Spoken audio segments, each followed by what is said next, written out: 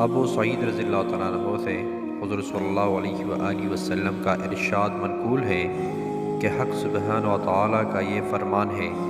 کہ جس شخص کو قرآن شریف کی مشغولی کی وجہ سے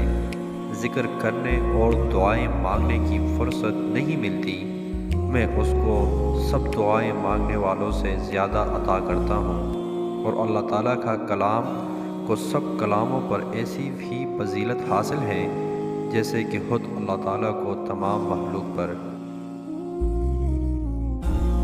یعنی جس شخص کو قرآن پاک کی یاد کرنے یا جاننے اور سمجھنے میں اس طرح مشغولی ہے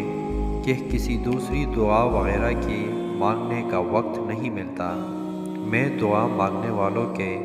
مانگنے سے بھی افضل چیز اس کو عطا کروں گا۔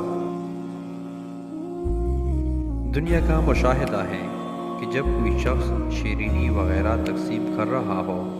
اور کوئی مٹھائی لینے والا اس کے ہی کام میں مشغول ہو اور اس کی وجہ سے نہ آ سکتا ہو تو یقیناً اس کا حصہ پہلے ہی نکال لیا جاتا ہے۔ ایک دوسری حدیث میں اسی موقع پر مذکور ہے کہ میں اس کو شکر گزار بندوں کے ثواب سے بھی افضل ثواب عطا کروں گا۔ اللہ رب العزت ہم سب کو اس پر عمل کرنے کی توفیق عطا فرمائے، اور مزید ایسے احادیث دیکھنے کے لیے ہمارے ویڈیو کو لائک اور سبسکرائب کیجیے۔ شکریہ۔